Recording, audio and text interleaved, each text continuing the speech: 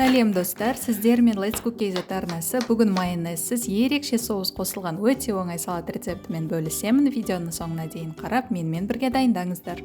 Ең алдымен алдын ала жуылған пекин капустасынан 200 грамм кесіп алып, оны дәл видеода көрсетілгендей майдалап турап шығамыз.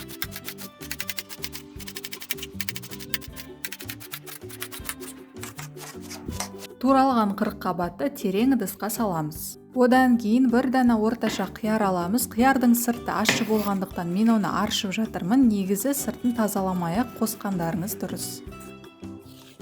Енді қиярды мінекей осылайша жіңішке етіп турау керек. Туралған қиярды да ыдысқа саламыз. Енді бұл салатқа бізге 4 қайнатылған жұмыртқа керек болады. Жұмыртқаны ортасынан кесіп 2-ге бөлеміз. Және оның сарысын бөлек ыдысқа салып аламыз. Енді осыларды шанышқымен езу керек, себебі қазір біз бұдан салатқа арналған соус дайындаймыз.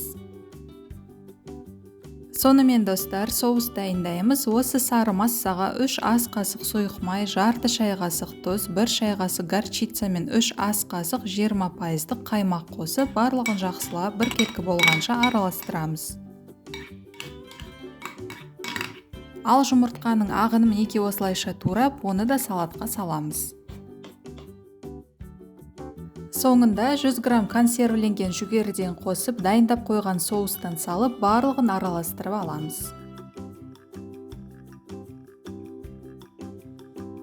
Мінекей достар, керемет, өте дәмді, ал ең бастысы майонезсіз салат дайын. Міндетті түрде дайындап көріңіздер, сіздерге ұнайтынына сенімдімін. Достар, бұл рецепт сіздерге пайдалы болған болса, онда оған лайк басып, комментарий қалдырып, достарыңызбен, құрбыларыңызбен бөлісуді, сонымен қатар арнаға тіркелмеген болсаңыздар, тіркеліп кетуді ұмытпаңыздар. Видеоны қарағандарыңыз үшін көп рахмет. Келесі кездескенше аман сау болайық.